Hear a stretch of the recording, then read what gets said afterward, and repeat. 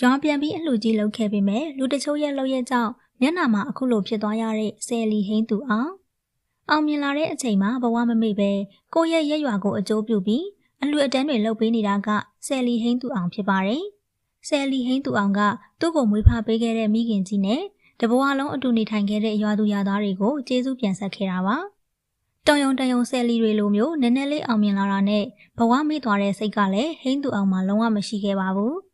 ဒီလိုမျိုးစိတ်သဘောထားကောင်းမွန်တဲ့လူတစ်ယောက်ကိုမှထင်မထားတဲ့လုပ်ရက်တွေနဲ့မျက်နှာမှာအခုလိုပုံစံတွေဖြစ်တော့အောင်ပရိသတ်တချို့ကလုပ်ခဲ့တာဖြစ်ပါတယ်။ဒီအကြောင်းတွေကိုဟိန်းသူအောင်ကအစတုန်းကမပြောပြခဲ့ပါဘူး။ရွာကိုပြန်ပြီးတော့အလှကြီးလုပ်တဲ့အချိန်မှာမိခင်နဲ့တခြားပရိသတ်တွေစိတ်ဆင်းရဲမှဆိုတာကြောင့်မျက်မှန်တောင်တက်ထားပြီးတော့တယောက်တည်းကြိတ်မိပြီးမျိုးသိပ်ထားခဲ့ရတာဖြစ်ပါတယ်။ဒါပေမဲ့အင်တာဗျူးဖြေတဲ့အချိန်မှာတော့ဝမ်းနဲ့စိတ်တွေကိုဖုံးကွယ်မထားနိုင်တော့ပဲအမှန်တရားတွေကိုချပြလာခဲ့တာပါ။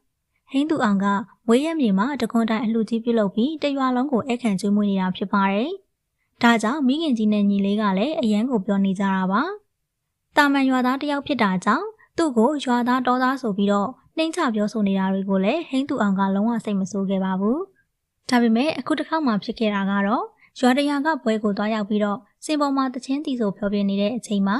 အောက်ကပရိသတ်တချို့ကတောကြိုက်ကောင်ဆိုပြီးတော့ပြောဆိုခဲ့ကြတာဖြစ်ပါတယ်။ပါဇက်ကရင်ပြောရုံနဲ့မပြီးပဲရေဘူးနဲ့ပါပစ်လိုက်တဲ့အတွက်မျက်လုံးသားလေးမှာဒဏ်ရာရရှိသွားခဲ့တာပါ။ကံကောင်းလို့သာမျက်လုံးတက်ကိုမထိခဲ့တာဖြစ်ပြီးတော့ဒဏ်ရာကတော့ကျန်ရစ်နေခဲ့ပါတယ်။ဒီလောက်ရက်ကြီးကဘလို့မှကိုမတင်တော့ပါဘူးနော်။အနုပညာရှင်ဆယ်လီတွေကိုမကြရင်အမပေးပဲနေလို့ရသလိုလိုင်းပေါ်ကနေလဲဝေဖန်လေကန်ပြောဆိုနေကြတာတွေကိုဘသူကမှအေးမယူကြပါဘူး။ဒါပေမဲ့အခုလိုမျိုးလူတစ်ယောက်လုံးကိုလောက်တာကတော့တရားစွဲရင်တောင်ဆွဲလို့ရတဲ့အနေအထားကြီးဖြစ်ပါတယ်။ဒါပေမဲ့ဆယ်လီဟိန်းသူအောင်ကတော့အဲ့ဒီပရိသတ်တွေကိုလည်းအပြစ်မမြင်ပဲသူတစ်ယောက်တည်းပဲဝမ်းနဲ့ခံစားခဲ့ရတာပါ။တကယ်ဆိုရင်ဟိန်းသူအောင်ကအခုနောက်ပိုင်းပေါ်ထွက်လာခဲ့တဲ့ဆယ်လီတွေအများကြီးထဲမှာစိတ်သဘောထားအကောင်းဆုံးလို့တောင်ပြောလို့ရပါတယ်။တောရွာသားတစ်ယောက်ဆိုတာကိုလည်းဖုံးကွယ်မထားပဲရွာကပရိသတ်တွေကိုလည်းခင်မင်ရင်းနှီးစွာနဲ့ဆက်ဆံတယ်လို့မာနလည်းလုံးဝမကြည့်ပါဘူး။ဒါရင်မကသူရရှိတဲ့ဝင်ငွေတွေအကုန်လုံးကိုလည်းလိုအပ်တဲ့နေရာတွေကိုအမြဲတမ်းလှူဒန်းကုသိုလ်ယူနေတာဖြစ်ပါတယ်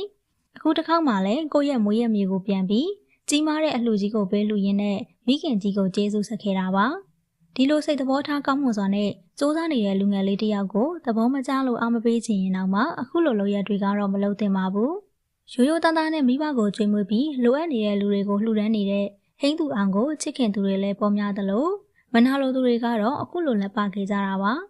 တကယ်ဆိုရင်လူတွေနှိမ့်ချနေကြတဲ့တုံးတူတောင်သားတွေဆိုတာကအပေါ်ရန်တွေမပါပဲအင်မတန်ကိုရိုးသားဖြူစင်ကြသူတွေဖြစ်ပါတယ်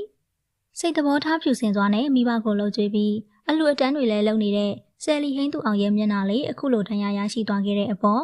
စစ်တဲ့ပရိသတ်ကြီးတို့ကဟိန်းသူအောင်အတွက်အားပေးနှိမ့်သိမ့်စကားလေးတွေပြောပြီးတော့ဝန်းရံသွားခဲ့ကြပါအောင်နော်